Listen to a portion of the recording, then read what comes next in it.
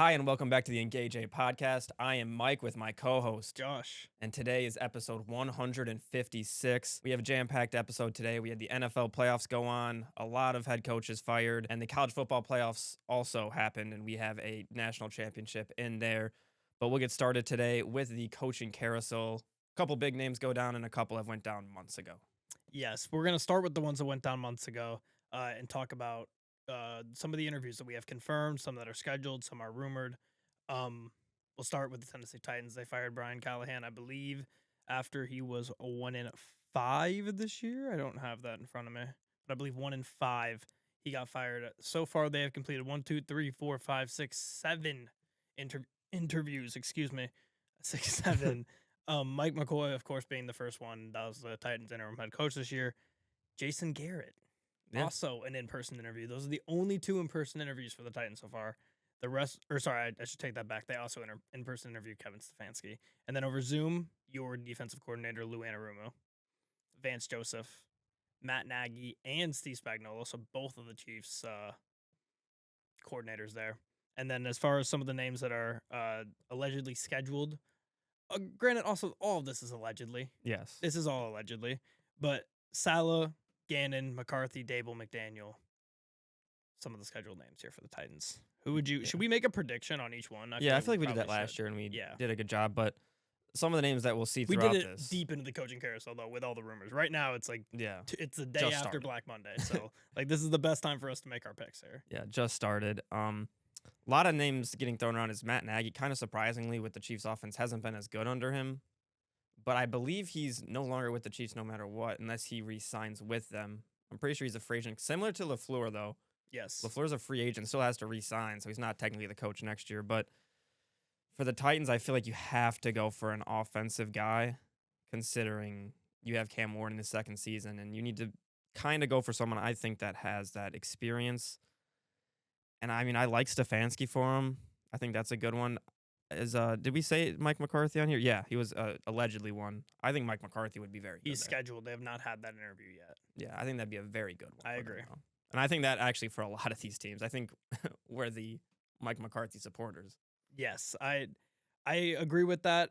I'm realizing as I'm looking at this how tough this is going to be for us to try to throw a dart at the wall and hit on one of these head coaches. But assuming that it's somebody off this list we have in front of us of 15 names, 20 names, I'm going to put my money on Brian Daboll. Really? I'm going Brian Daboll for the Titans head coach.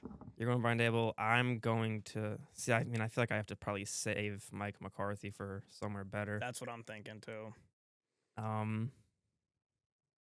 think I'm actually going to join you on Brian Daboll. All right, Brian Daboll. They had I think Brian Daboll was watching film on, I believe it was Cam Ward and.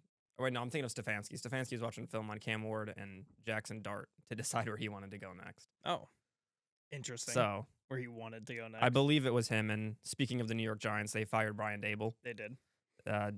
During the season, kind of disappointing. They've interviewed a few guys already. Mike Kafka, they've already completed that interview. He was the interim head coach that they had throughout the season.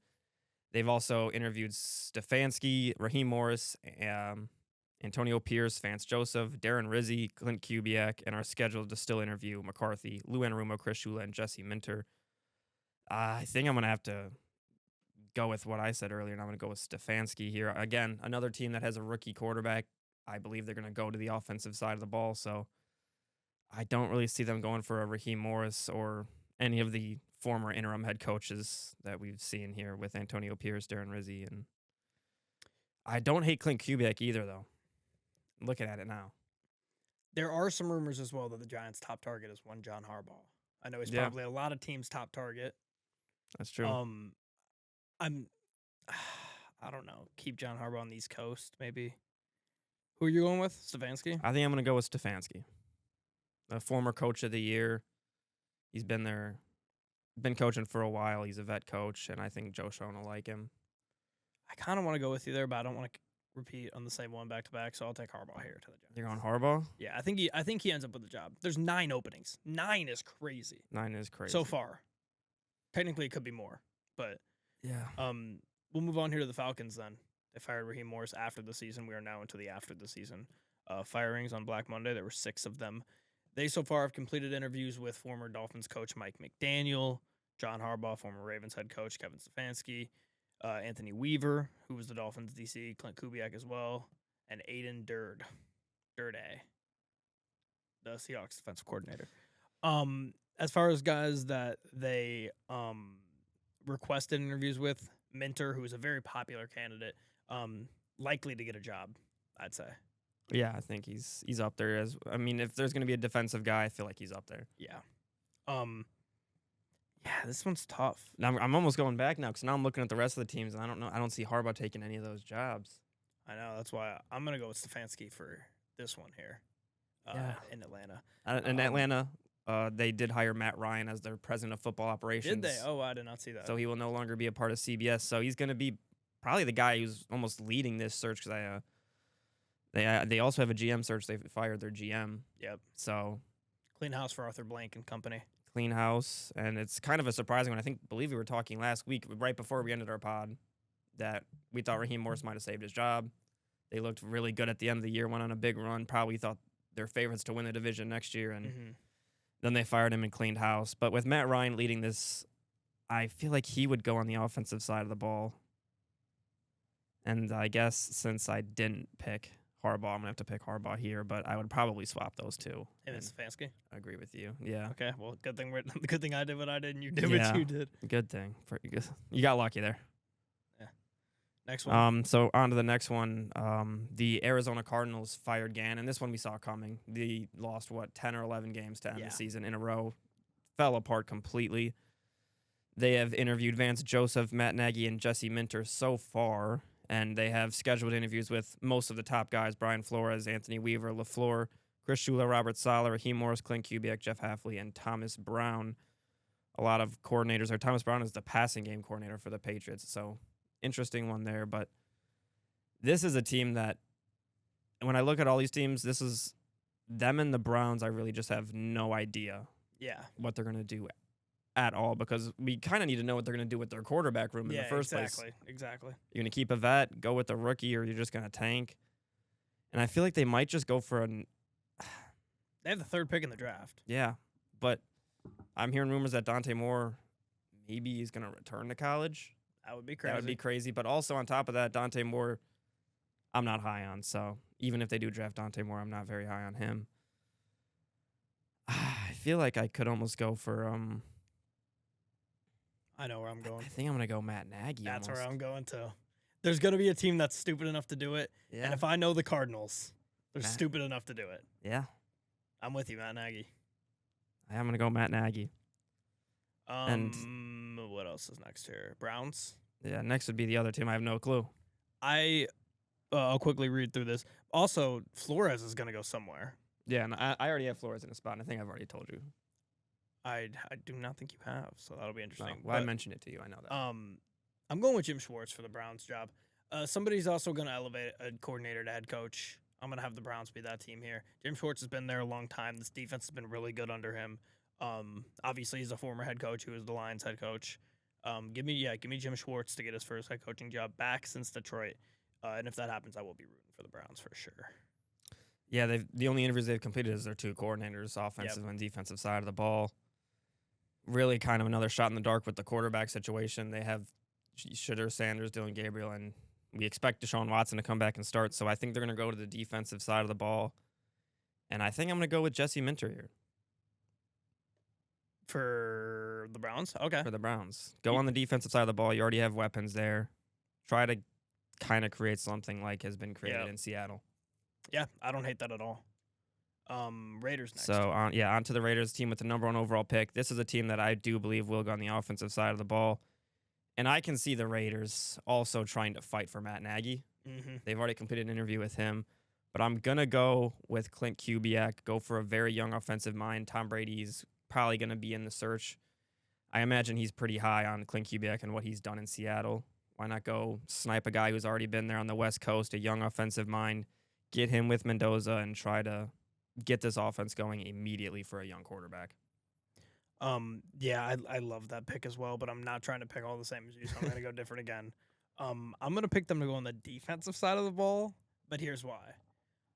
I'm going to say that the Ben Johnson influence of going from one divisional team to another and becoming the head coach and turning that team around, I'm going to say that influence plays a part here. I'm going to say they get Jesse Minter from the Chargers, division rival. There Young you go. coach. He's defensive, but he's still a young coach, which is exactly what they're looking for, the opposite of Pete Carroll. And like I said, I think he's going to get scooped up, and I'm looking at the spots here.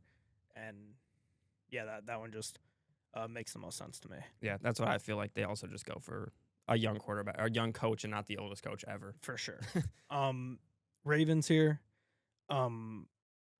This one's tough. They interviewed Brian Flores, Nagy, Kubiak, Stefanski, and Davis Webb, as well as Minter, McDaniel, Brady, Saleh, and Jim Schwartz.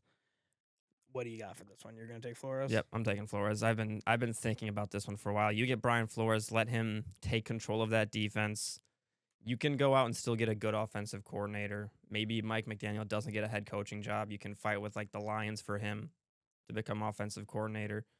Or even you could go Cliff Kingsbury's another guy they interviewed. Maybe they can look at him for an offensive coordinator job. But I think Brian Flores and that defense, getting a guy like Kyle Hamilton and just a defense that has potential but has been very, very underperforming the last couple of years, could be huge. And you trust that Lamar Jackson can lead this offense with a great offensive coordinator back to what it was 2-3 years ago. Also, as I think we should say this as we approach the Ravens and the Steelers last teams here, we also didn't mention Mike Tomlin for any of these names. He's only been fired for a couple hours. So Yeah, that's the reason why he hasn't interviewed for any of these yet.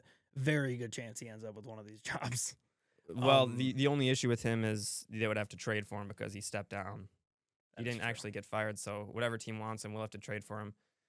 And going back, that sounds like a Raiders move.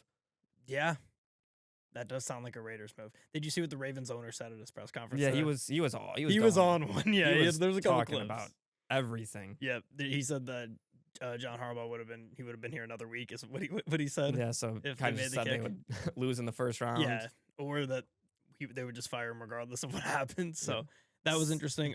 For this job though, I'm going to go with Clint Kubiak for this one. There you go. Because here's my logic. They lost their guy to Seattle, and he ended up being great. So take one from Seattle and see if he could be great with you. Fair enough. There it is. I mean, that's kind of like what I wouldn't say the Colts lost a great one, but they lost Sirianni to the Eagles, and then they went and stole Steichen. Exactly. So could see that happening. I could also see possibly Joe Brady. Yeah. For the last team here for the Steelers. We did skip a team, the Dolphins. Oh, we did. Yes, did. They fired Mike McDaniel. Kind of late, but 35-33 record after 4 years. I mean, another team. They've only completed an interview with Clint Kubiak so far. That's it. So, I mean, maybe that's their complete top guy. They're scheduled to interview with Patrick Graham, Jeff Hafley, Robert Saleh, Kelvin Shepard, and Chris Shula. Young coach. It wouldn't shock me if they just go and snipe a Kelvin Shepard and just try to build a culture different than what Mike McDaniel had it. This is. I'm gonna say Saleh. I'm gonna say Saleh. Saleh would. This is a tough one. I think I'm going to go with. I'll go with Jeff Hafley. There it is. The Jeff Packers Hafley. defensive coordinator. It's been a solid defense. Really just don't know what. I mean, this is another team where we kind of don't know what direction they want to go. Not at all. We don't know with the quarterback situation. Yeah. Okay. Last team here, the Steelers. They obviously have only been coachless for a few hours, so they haven't interviewed anybody. They obviously expect them to interview both Smith and Austin, their OC and DC. They have a strong link to one Brian Flores, which the only reason I didn't pick him for the Ravens is because I'm going to pick him here for the Steelers. I would have been with you on the Ravens had the Steelers job not opened up, but it almost seems like he's built for either of these teams. Two teams that want to win on their defensive side of the ball. Two hard-nosed Midwest/East Coast teams, however you want to consider Pittsburgh at this point. But, I'm going to take Brian Flores to be the next Steelers head coach. Which, I mean, I guess that leaves me with Mike Tomlin jobless, but maybe he will be. I have my pick. I want to find his birthday, though. Oh, that had it wrong then. Interesting. I'm going to go with Calvin Shepard Really? as the head coach. He's 33. He's 38. Kelvin? Yes. Thought he was 33. He is 38. That's what I was just looking up because I wanted to see. I believe Oh, he's 38. I thought he was 33. Mike Tomlin was hired at 34, and why am I blanking on the coach before him name? Me as well. I mean, I have a bad memory, so I don't blame myself. I mean, I like that hire though. I could see it, and then get another coach in 20 years. Yeah, Bill Cowher. Bill Cowher. Bill Cowher. He was hired, I believe, at 34 too. So 38's 4 years older than what their tree is. But I like them going for just a kind of guy like that that's going to build a culture. I mean, it's another defensive guy. I don't know if they're going to go to the offensive side of the ball with likely another team with no quarterback. But I'm going to go with Calvin Shepard, just a shot in the dark. And that leaves Mike McDaniel jobless, so he's fighting for an offensive coordinator maybe in He'll be with the Lions. The Lions or the Ravens if they go and get Brian Flores like I expect. All right. So that will take us into college football. Start us off with the first game of the semifinals. Yes. Miami 31, Ole Miss 27. A very good game. Miami finds a way to win the game again. Carson Beck was solid again. Threw the ball well, 268 yards, 2 touchdowns, did throw a pick. Mark Fletcher was phenomenal on the ground with 133-plus yards. Malachi Toney has another big game. I feel like every time Miami runs that like little bubble screen play, Malachi Toney gets at least 20 yards. Yeah. And they run it at least 3 times a game. Mm-hmm. And it's usually used to at least 1 touchdown, which he did get in this game, a 36-yard touchdown, I believe. He's a 17-year-old freshman that is playing incredible right now. He's been probably Miami's best player on the offensive side of the ball, but their defense did enough. Trinidad Chambliss had another good game, 277 and a touchdown. Lacey ran the ball well for 103 yards. A lot of that was one massive run, and then he kind of picked up an injury and struggled after that. But Carson Beck, through all the doubters and everything, had to go and lead Miami on a game-winning drive, and he did exactly that. Yep. And the number 10 seed in the playoffs to the national championship. The last team in. The last team in. The last team into the playoff. Can you imagine if the last team into March Madness made the final? 11. I mean, they made the Final Four a few times. Yeah. I mean, I guess it's not impossible, but yeah, Miami last team in the playoff. They're now in the national championship, as you said. Like I told you the other day, I unfortunately watched 2 minutes of this game because I worked late on Thursday and didn't know that it was on for some reason. I just completely blanked on it, but I got to watch back some of the highlights, and yeah, I mean, it looked like it was a fun game to watch on TV. It was a very fun game. Yeah, and I mean, I would have liked to see Ole Miss, obviously, for the SEC, and you're going to do your whole parading around about Big Ten, SEC, and it is what it is. Indiana's the best team in football, so. I don't really have to do it, just considering the fact that the Big Ten is doing great, and the SEC had a very, very bad bowl season. Yeah. So. You guys are having a good 2020s so far.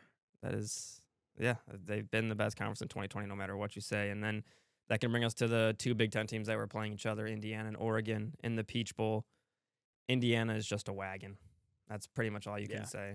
They're not as good. I mean, there's people talking about how they're better than the 2019 or what they would be against the 2019 LSU team. Yeah. The 2019 LSU team is, in my opinion, like the best college team ever. Yeah. I would still put them at like -9.5 on a spread against this Indiana team. Mm-hmm. Agreed. And I'd probably bet LSU in that case. I would as well. But this IU team is very good. They're very old. I'll give them that. They're like 2 years younger than the average age of the Packers, which is the youngest team in the NFL. That's crazy. But Mendoza, the Heisman, 17 for 20. I think he has 5 incompletions in the playoffs and 8 touchdowns. Insane. He's playing his best football. He had 5 touchdowns in this game. Kalen Black had 2 touchdowns rushing. They just absolutely dominated this football game against Oregon. Yeah, I mean, he hasn't been a yards guy all year. He hasn't been a yards guy in the playoffs, but he throws touchdowns and he doesn't throw incompletions. And honestly, in today's college football, especially this year, where there wasn't really like a true dominant team all year outside of Indiana, completing your passes and playing good defense is enough to win.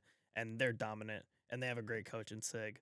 And he's going to take a team that was the worst Power 5 team in college football 3 years ago, statistically all time, to national champion here in a week or so. So I don't want to pre-congratulate IU, but I don't see how they lose. I don't. I don't either.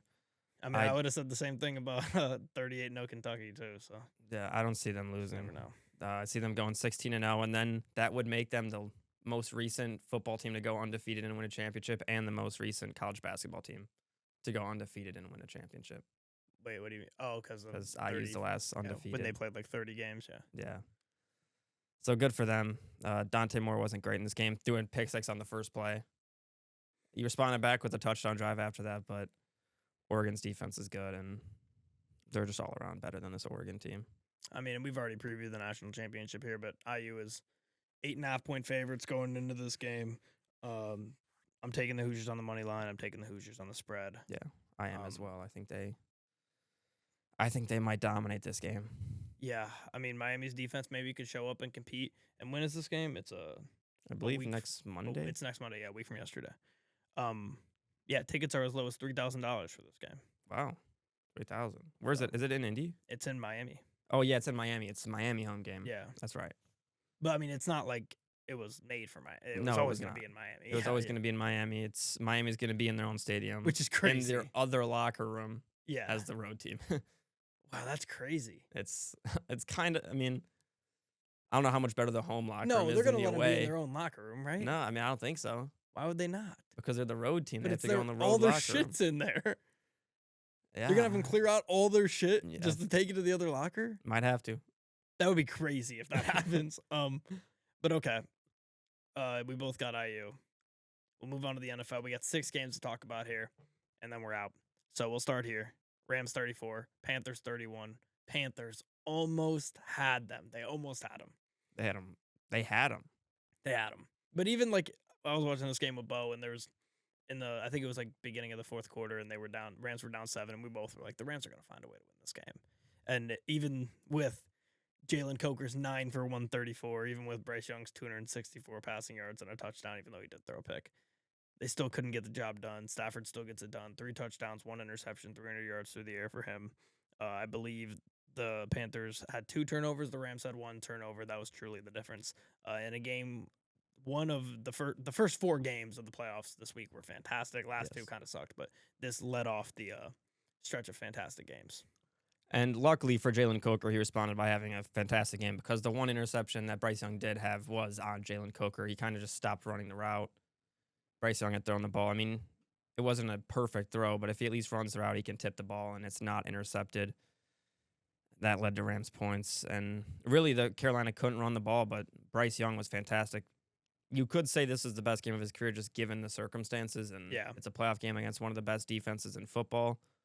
But the Rams aren't the best team on the road. They're 5-4 on the road, which could be concerning going into Chicago this weekend in a very cold environment. So we'll see how the LA team plays in Chicago cold.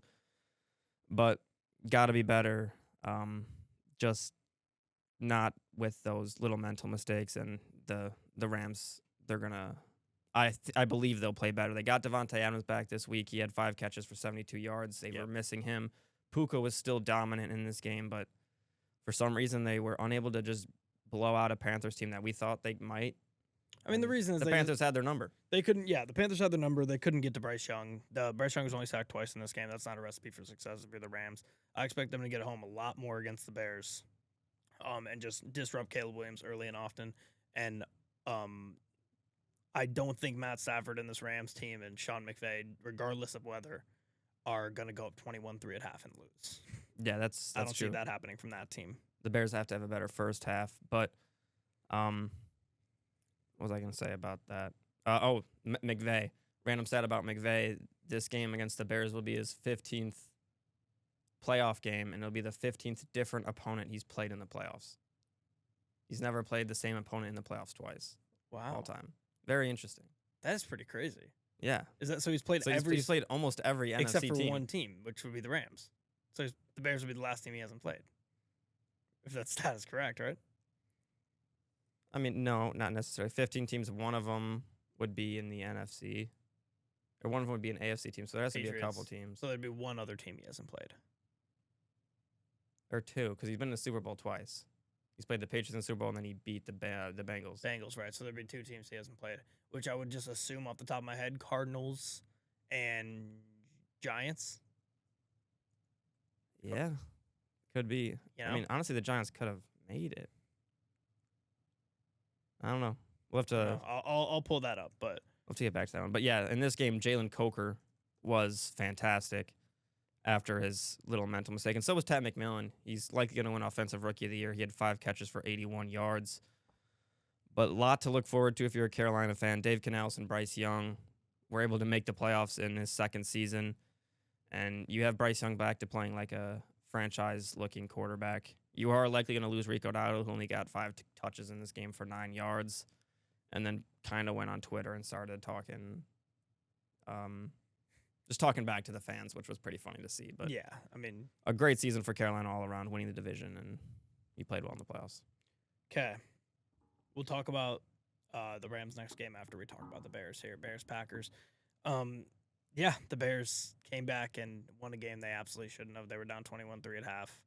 They go and they put up 25 points in the fourth quarter. They outscore the Packers 28-6 in the second half to win this game, 31-27. Green Bay had no run game. They haven't had a run game for weeks. Jacobs has just been in and out of the lineup, and this game he was just horrible. Bears' run game wasn't phenomenal either, but they were able to throw it really, really well. Caleb during this comeback, 361 yards, 2 touchdowns for him, 2 picks as well. You see Colson Loveland, another 8 catches for 137. He's been the focal point of this offense for the greater part of the last month now. And the Bears get like a true win. Like there's nothing you can say about it. They just beat this Packers team straight up. Love played really well too. 323, 4 touchdowns, no picks for him. But they weren't able to get first downs at the end of the game. They weren't able to stop Caleb and the Bears when they were driving with nothing to lose. And the Bears find their way and they win another game. I still don't think they're gonna go to or win the Super Bowl, but I mean, hey, this is a start for sure. Yeah, you never really know. They've been the Commanders of this year, almost just being behind in games, finding ways out of nowhere to win games, and they've done it all year. They did it here. At halftime, 21-3, you really thought there was no chance. Even going into the fourth, it's 21-6. Couple bad turnovers, goal line turnovers, went for it on fourth down. They were like 1 for 5 at one point in this game on fourth down. Yeah. And you just thought, man, they can't get it done. But Caleb Williams, the Bears fans have been calling him the Iceman. And fortunately for the Bears, unfortunately for the Packers, he did that again in this game, and he went and hawked down Jordan Love and the Packers. And for the Green Bay offense, it's really just in the second half, you let your foot off the gas. You weren't as aggressive as you were in the first half, taking deep shots. You missed an extra point. You missed a field goal. McManus, not good. And that's been a issue for the Packers all year. He was 0 for 2 on field goals. He missed a field goal to end the first half as well after they were gifted one. So for the Green Bay, you kind of just feel yourself that you lost this game more than the Bears won it. Jordan Love, 4 touchdowns, no picks. I mean, he was great. Dobbs was unguardable. Jalen Johnson was struggling there, but the Packers in the second half couldn't guard Loveland. 2 tight ends in NFL history with 10-plus targets and 130-plus yards in a playoff game at the age of 22 or younger is Rob Gronkowski and Colson Loveland now. So he's very specific stat. Yes. Like he had 15 targets and 137 yards, so just 7 more yards than the qualification there in the exact right age. But he is the first rookie tight end to have. He's 22. Or he might be 21 still. Oh my god. He's the first rookie tight end to have 8+ receptions and 100+ yards in a playoff game. So that's a little bit of a less specific stat. There you go. So it's Bears-Rams. Who do you got? I mean, I've been high on the Rams all year saying they're going to win the Super Bowl, so I feel like I have to go with the Rams. But, I mean, it wouldn't shock me if the Bears win at home in the cold weather. That's what concerns me most for LA. They're not as good on the road, but I'm still going to go with the Rams. I have more confidence in the Bears now after this week than I would have going into the playoffs that they'd win this game.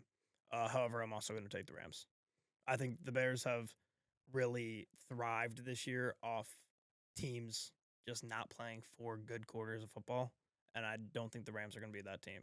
So give me the Rams over the Bears. Next game here, Bills 27, Jaguars 24. This game, another close one. Like at this point, it was like, wow, this is leaning towards possible best playoffs ever. Yeah. At this point, another really, really close game. Josh Allen finishes with just 7 incompletions, 273 yards and a touchdown for him. He also had 33 on the ground. This is a game where the Bills were not able to run the ball. This Jags run defense is really, really good, but Josh Allen was able to step up, throw the ball well. But really, I mean, this came down to what I believe is the weak part of their team, which is their defense and their secondary specifically just showing up and playing well in this game. They were able to turn the ball over. What was it? They got two interceptions on Trevor Lawrence in this game. One to seal the game, one I believe to save them from a fumble that they had on a kick return from Ray Davis. Then they, I believe, picked off Trevor Lawrence after that. So yeah, I mean their interceptions were very, very opportune, at opportune times, I should say, for them, and they were able to propel off that and win the game. These are two solid teams, two teams that deserve to be in the playoffs. Very unfortunate if you're a Jags fan because I still think that they're a better overall team than the Bills, but yeah, like you said, the experience. Yeah, overall, I'd say the Jags are probably a better team, but in the game, in the playoffs, sometimes it comes down to who has a better quarterback, and there is no doubt that Josh Allen's better than Trevor Lawrence. Trevor Lawrence, I mean, he was okay in this game, but like you said, the turnovers just kind of at a rough time, and you're just going up against a guy who has the highest turnover to interception ratio in playoff history by a pretty wide margin. He has a 6.5 turnover to interception ratio. Second is Mahomes with 4.6. Touchdown interception, you mean? Yeah. Yeah. And then Rodgers at 3.46, Stafford 3.14. Tom Pie. Brady's down there at 2.2. Yeah, pie for Matt Stafford, and could go up or down still. Yep. TBD, but Let's keep it there. I mean, just all-time ranks as well. Total yards per game, Josh Allen's number 1 in rushing yards. I think for a quarterback, he's first all-time. Yep. In the playoffs. Doesn't get the help by his defense sometimes, and this was, I believe, his first ever game-winning drive in the playoffs. So he gets that. The defense makes a big stop. McDermott, I think, saved his job getting a stop on that last possession. Yep, probably. And if you're the Bills, you're moving forward now. One of the downsides to this game was you had Gabe Davis, who you picked up midseason, who, I mean, he's not a great weapon, but you're struggling at the receiver core already. He went out there and got his knee demolished. And I will say Jacksonville played kind of a dirty game, in my opinion. They went for a couple cheap shots on Josh Allen. I mean, Josh Allen on one drive hit his arm on his teammate, so that's not one. Yeah. But his fingers were hurt. Then he took a cheap hard hit to the leg, took a hard hit to the helmet. I think he went to the tent twice. Yep. It's football, baby. Yeah, it's football. Put up or shut up. It's playoffs. But, I mean, that's what he did. He put up. And on top of that, though, Tyrell Shavers, who's a guy who stepped up for them, also, believe it or not, he was in the locker room for most of the game, but came back and played, I think it was 22 snaps on a torn ACL. I mean, he was one of the big blocks on the 6-yard QB sneak. Insane to be playing on a torn ACL, but they're down 2 more receivers, so it does sound like Curtis Samuel will be back next week. That's in addition. Yeah. I mean, between him and Frank Gore Jr., bro, what a core they got there. And for Jacksonville, Parker Washington was in the locker room for half the game with a concussion, but still finished with 7 catches, 107 yards, and a touchdown. He was fantastic. Yeah, he's a beast. 1,000% had a concussion. Yes. I mean, he was literally stumbling, falling over. It's the playoffs, bro. And was somehow the independent neurologist let him come back. Yeah, but it's the fucking playoffs, bro. Yeah. No holds barred. We'll talk about the Bills matchup in a little bit. However, move on here to 49ers, Eagles. 49ers 23, Eagles 19. And Kevin Patullo is fired. For Really? the Eagles. He got fired today, yes. Pretty recently as well. So they're another team, I guess, in the Mike McDaniel sweepstakes or any sort of offensive coordinator out there that's going to be highly sought after. The Eagles will be going after.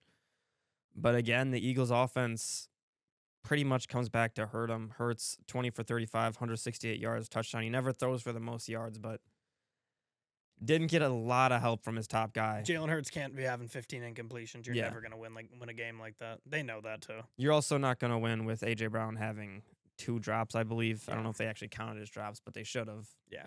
He was not good in this game. Him and Sirianni were yelling at each other again. What's new there?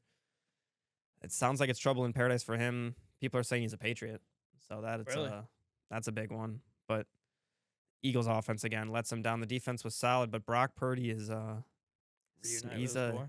he's a sneaky guy that you just don't really want to play against in the playoffs. No, and you also don't want to play against Juwan Jennings at quarterback. Yes. 1-for-1 with a touchdown there for 29 yards, the CMC. Niners were at points on the ropes in this game. They needed to outscore the Eagles 13-3 in the fourth quarter to win this game. But as we were saying last night, we lost both of our futures on the first games in college, and we won both of our first games here in the NFL with the Texans and the Niners. So I'm feeling pretty good about that. Niners do play the Seahawks next week. I want to see if there's anything else I had about this game before. Not really.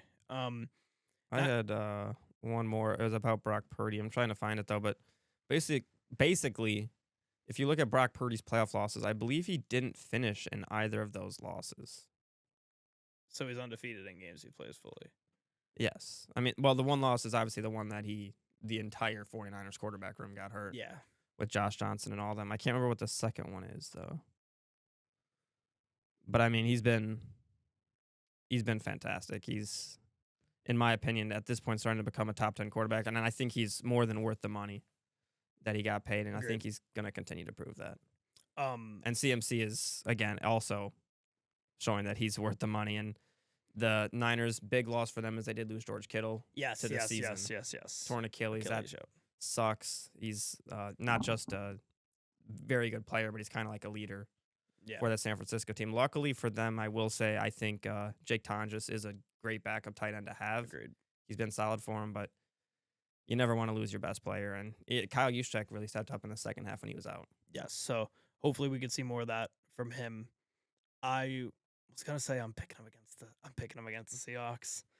I think they're gonna. I believe they split with them this year, right? First and last game of the year. They won the first one, lost the second one. Yes. Yes. So, they lost 13-3 in the second game. I mean, in that second game, Christian McCaffrey had an uncharacteristic drop that led to an interception in the red zone. I feel like Shanahan rust. Yeah, I think Shanahan might have had something up his sleeve, and McDonald's first playoff game. I'm also going with the Niners. And let's go. I mean, they had the best receiver in the NFL, and DeMarcus Robinson. So love that. Patriots 16, Chargers 3. This is the start of the two bad games here.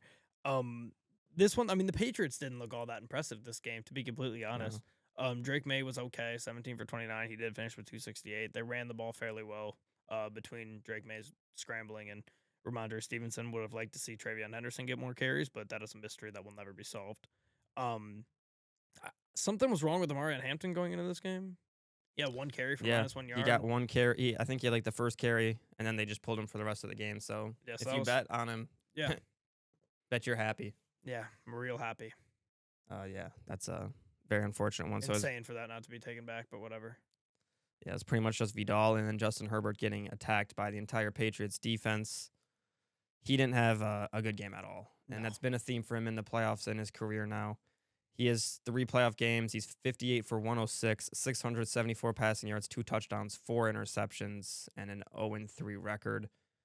He is 13-33 in his career against teams with a winning record. Say that again?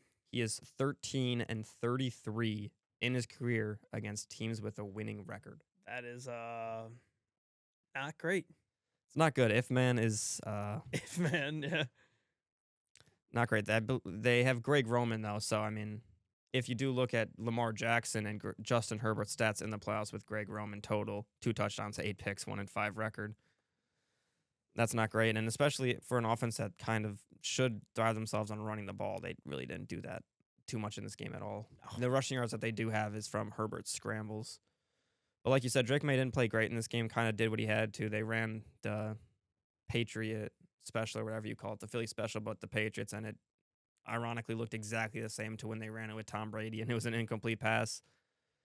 But this offense is going to have to play better next week if they want to continue to advance in the playoffs. But you get a win in the playoffs, and your second-year quarterback's first playoff appearance, so you got to feel good. Yes. Pats go where next week? The Pats will be at home versus the Texans, so we'll talk about that next. Texans 30, Pittsburgh 6. Obviously, we talked about Tomlin to start the show. But, yeah, Texans dominated this game. What was it, 2 pick sixes? Or a pick six on a scoop and score? Yeah. Rodgers had 2 fumbles and a pick in this game. Just 146 yards through the air. He didn't come in for the last drive. DK, fresh off punching a fan, first game back, just 2 catches for 42 for him. Bad drop. And a bad drop as well. Charlie Kirk with 8 for 144. Yeah. shout out to Stephen A. Yeah, Smith. You beat me to that one. Yeah. Unfortunately. but yes, he went off this game. Stroud was a little bit cold early, but heated up a little bit late. Obviously, they had 23 points in this game in the fourth quarter. This game was 7-6 entering the fourth quarter and finished 30-6. So a little bit more of a blowout than it on paper than it actually was. But I never really thought the Texans were going to lose this game. It was always the Texans. Yeah. It was always the Texans. The Texans defense is they're just so good, and it's not like they do anything too special. They just line it up and they just bully you on almost every part of the ball. They have 2 guys that are maybe both top 10 defensive edges with Danielle Hunter and Will Anderson. You got depth guys like Will Anderson. You got guys in the back like Kamari Lassiter, Jalen Petrie, obviously the big one with Derek Stingley. Those guys are all just very, very good. And then you have Kalen Bullock. I think he's the one who got the pick 6. He's another very good weapon. Good linebackers. They tackle better than almost any team in the NFL. It's going to be a tough ass to score on this defense. And last week the Patriots struggled to score against that Chargers defense. It's going to be way harder to score against this Houston defense. Yeah. C.J. Stroud did not look good in this game at all. Bad interception, couple bad fumbles. He fumbled 5 times in this game. Lost 2, recovered 3, but he has to be better with the ball. Literally, I mean, if you look at this Texans team, if the offense just gives them anything, I think they win almost. I think they could win the Super Bowl. Yeah, I mean, that's why honestly, I bet them. Yeah. But the offense, we see this from them, and the offense tried to lose them the game. But luckily, the defense put up more points than the Steelers did by themselves. T.J. Watt, I think you said it last night, still has no playoff wins. Yep. 0-5. Yep. He had 6 total tackles in this game, and that was basically it. He had a QB hit. That stat alone, TJ Watt being 0-5, it makes the Tomlin situation make more sense. Yeah, it does, and he's 31. He'll be 32 halfway through next year. He's getting older. You can't have your franchise player who up until this year had the record for most sacks, the most important stat at his position, had the record for it. Yeah. And he's 0-5 in the playoffs with the same head coach. You would rather probably get rid of your head coach than him, probably. Safe to say. I would say yeah, but both of them are getting older. I mean, Tomlin's still young for a coach, but Yeah. TJ Watt is getting older. This is likely the last time we see Aaron Rodgers. Likely. He's he's hinted at his retirement for years now, but he also threw shade at the Jets. Did you see that one? What'd he say? He was talking about how it's been so cool to play in 2 of the best football cities. He loved playing in Green Bay. It's just such a great football city. And then Pittsburgh, such a great football city. Funny. Didn't even mention his short stint in New York. He hates the Jets. I think he does. And I wouldn't 100% blame him. No, I don't blame him at all. He deserves to stay at the Jets. Texans, Patriots. It was always the Texans, wasn't it? Yeah. I mean, I have the Texans in this game, and I believe this will be their first ever championship appearance. So yeah, I think that they're is. over in the divisional round. So this is against us. Yeah. This is their boogeyman right here. Yep. Win this game, you're going to the Super Bowl. Texans going to the Super Bowl. Wouldn't Here be we shocking. go. A Texans versus Bills AFC Championship is, I think, what I'm predicting. And Cinema. Get us to the Texans and the Niners both in the oh my conference goodness. championship. Yeah, that's all. Yeah. Then it's a coin flip. Yep. We're We just need kicking one of back. them, and then it's a 50% chance no matter what if one of them wins. Yep. We'll get the Niners on Saturday night, and then we'll mail it home with the Texans on Sunday afternoon. That sounds ideal. But all right. That will about do it for this week's episode of the Engage A podcast. We'll be back next week to discuss all the divisional games, the college football national championship. We'll hopefully have some coach hirings by then. We'll see. But if you made it this far in the video, don't forget to hit like and subscribe. Hit all the links in our description for TikTok, Spotify, social media, and all that good stuff. We'll see everybody in the next one.